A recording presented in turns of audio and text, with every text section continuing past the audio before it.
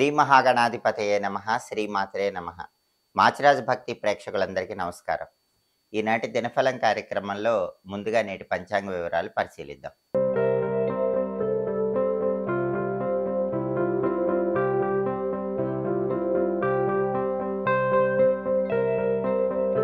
December 16 సోమవారం దినఫలాన్ని పరిశీలిస్తే పాడ్యమి తిథి మధ్యాహ్నం 12 గంటల 28 నిమిషాల వరకు ఉంది. ఆ తర్వాత విదియ తిథి వచ్చింది. ఆరుద్ర నక్షత్రం రోజంతా ఉంది. కాబట్టి సోమవారం ఆరుద్ర నక్షత్రంతో కలిసి వస్తుంది.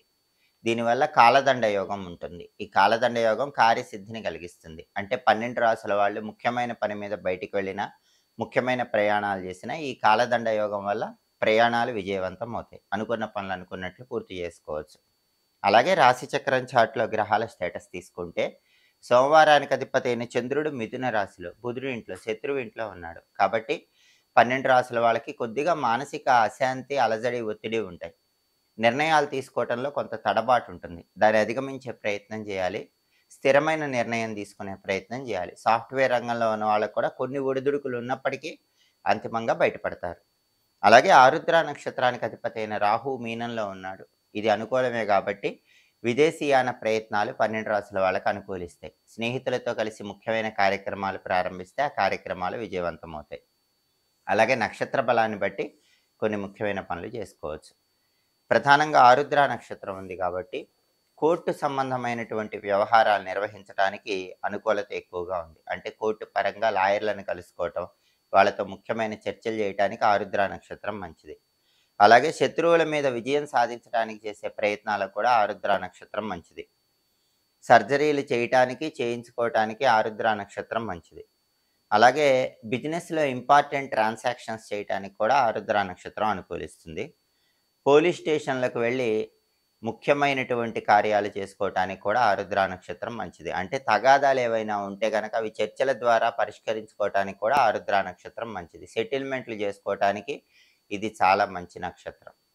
అలాగే రహస్యమైన పనులు చేయటానికి కూడా ఇది మంచి నక్షత్రం. ఒక్కొక్కసారి కొన్ని పనులు ఎవరికీ తెలియకుండా సీక్రెట్గా చేయాలనుకుంటాం. అలాంటి పనులు చేయటానికి కూడా ఆరుద్ర నక్షత్రం మంచిది. అంటే అలాంటి పనుల్లో సక్సెస్ రావాలంటే ఆరుద్ర నక్షత్రం ఉన్న రోజు చేయాలి. గర్భాధానం కార్యక్రమానికి కూడా ఇది మంచి నక్షత్రమే. కొత్తగా వాహనాలు నడపడానికి కూడా ఆరుద్ర నక్షత్రం అనుకూలిస్తుంది. నక్షత్ర బలాన్ని బట్టి ఈ ముఖ్యమైన పనులన్నీ చేసుకోవచ్చు. అలాగే ఈనాటి దినఫలం కార్యక్రమంలో 12 రాశుల వాళ్ళ రాశి ఫలితాలు ఏ విధంగా ఉన్నాయో ఇప్పుడు మనం పరిశీలిద్దాం. ముందుగా మేషరాశి. మేషరాశి వాళ్ళకి ఈరోజు సంతానపరమైన వ్యవహారాల్లో సౌఖ్యం ఏర్పడుతుంది. అంటే పిల్లలు జీవితంలో అత్యున్నత స్థాయికి ఎదగటానికి చేసే ప్రయత్నాలు అనుకూలిస్తాయి. వాళ్ళ వల్ల మంచి పేరు ప్రతిష్టలు లభిస్తూ ఉంటాయి. అలాగే ఏ పని ప్రారంభించినా ఆ పనిని దిగ్విజయంగా పూర్తి చేసుకోగలుగుతారు. కార్యసిద్ధి అనేది మేషరాశి వాళ్ళకి చాలా సులభంగా లభిస్తుంది. ఆర్థిక, ఆరోగ్య, కుటుంబ వ్యవహారాల్లో కూడా చక్కటి అనుకూలత ఏర్పడుతుంది. తదుపరి వృషభ రాశి. వృషభ రాశి వాళ్ళకి ఈరోజు బంధుమిత్రుల వల్ల ధన నష్టం కలిగే సూచనలు ఎక్కువగా ఉన్నాయి. కాబట్టి బంధువులతో కానీ, మిత్రులతో కానీ మాట్లాడేటప్పుడు, వాళ్ళతో వ్యవహరించేటప్పుడు ధనాన్ని ఖర్చు పెట్టే విషయంలో ఆలోచించి ఖర్చు చేయండి. 1కి 10 సార్లు ఆలోచించి డబ్బు ఖర్చు పెట్టకపోతే అనవసరంగా బంధువుల వల్ల కానీ, మిత్రుల వల్ల కానీ ధనపరంగా నష్టపోయే అవకాశాలు ఉన్నాయి. తదుపరి మిథున రాశి.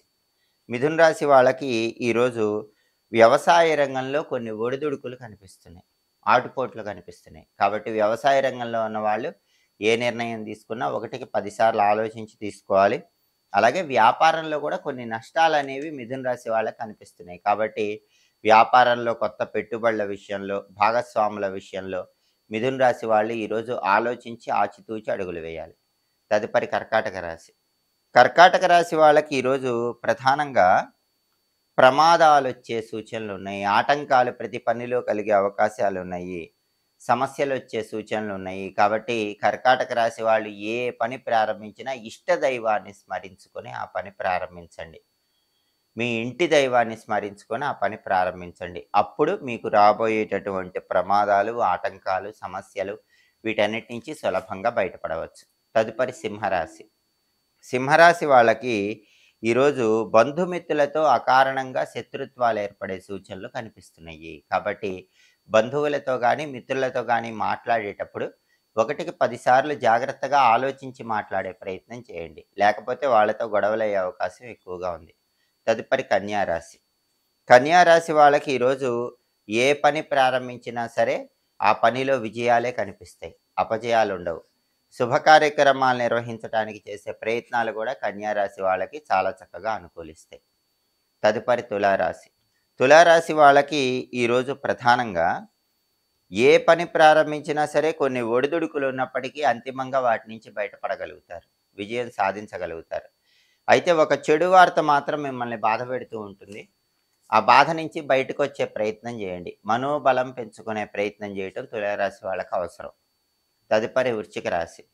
వృశ్చిక రాశి వాళ్ళకి ఈరోజు విద్యారంగంలో పూర్తిగా అనుకూల ఫలితాలు కనిపిస్తున్నాయి. పోటీ పరీక్షల్లో రాణించడానికి చేసే ప్రయత్నాలు అనుకూలిస్తాయి. కాంపిటీటివ్ ఎగ్జామ్స్‌లో మంచి సక్సెస్ అనేది వృశ్చిక రాశి వాళ్ళకి కనిపిస్తోంది. ర్యాంకుల పరంగా కూడా మంచి ర్యాంకులు రావడానికి అవకాశం ఉంది. తదుపరి ధనుస్సు రాశి. ధనుసు రాశి వాళ్ళకి ఈరోజు ప్రధానంగా వివాహపరమైనటువంటి వ్యవహారాల్లో అనుకూలత కనిపిస్తోంది. అంటే పెళ్లి నిశ్చయం చేసుకోవటానికి చేసే ప్రయత్నాలు అనుకూలిస్తాయి. కానీ ఈ రోజు నుంచి ధనుర్మాసం కాబట్టి పెళ్ళిళ్ళు చేయకూడదు. కానీ పెళ్లి నిశ్చయం చేసుకోవటానికి సంబంధించిన చర్చలు చేసుకోవచ్చు. వాటికి అనుకూలత ఉంది. ప్రతి పనిలో కూడా మంచి పురోభివృద్ధి అనేది ధనుసు రాశి వాళ్ళకి ఏర్పడుతుంది. కార్యసిద్ధి లభిస్తుంది. తదుపరి మకర రాశి. మకర రాశి వాళ్ళకి ఈరోజు వృత్తిపరంగా స్థిరత్వం ఏర్పడుతుంది. కుటుంబ సౌఖ్యం బాగుంటుంది. కుటుంబంలో విభేదాలన్నీ కూడా సమసిపోతాయి. కుటుంబంలో ఆనందకర వాతావరణం మకర రాశి వాళ్ళకి చోటు చేసుకుంటుంది. తదుపరి కుంభరాశి. కుంభరాశి వాళ్ళకి ఈరోజు అకారణంగా ఎదుటి వాళ్ళతో శత్రుత్వ భావనలు పెరిగే సూచనలు ఉన్నాయి. కాబట్టి కుంభరాశి వాళ్ళు ఎదుటి వ్యక్తులతో మాట్లాడేటప్పుడు వాళ్ళతో శత్రుత్వ భావనలు రాకుండా, వాళ్ళతో గొడవలు రాకుండా తగినంత అప్రమత్తంగా ఉండాలి. తదుపరి మీనరాశి. మీనరాశి వాళ్ళకి ఈరోజు ప్రధానంగా వ్యాపార రంగంలో ధన నష్టం కలిగే సూచనలు ఉన్నాయి. కాబట్టి వ్యాపారం చేసే మీనరాశి వాళ్ళు ఎవరైనా సరే కొత్త పెట్టుబడుల విషయంలో, భాగస్వాముల విషయంలో కొంచెం అప్రమత్తంగా వ్యవహరించడం అవసరం.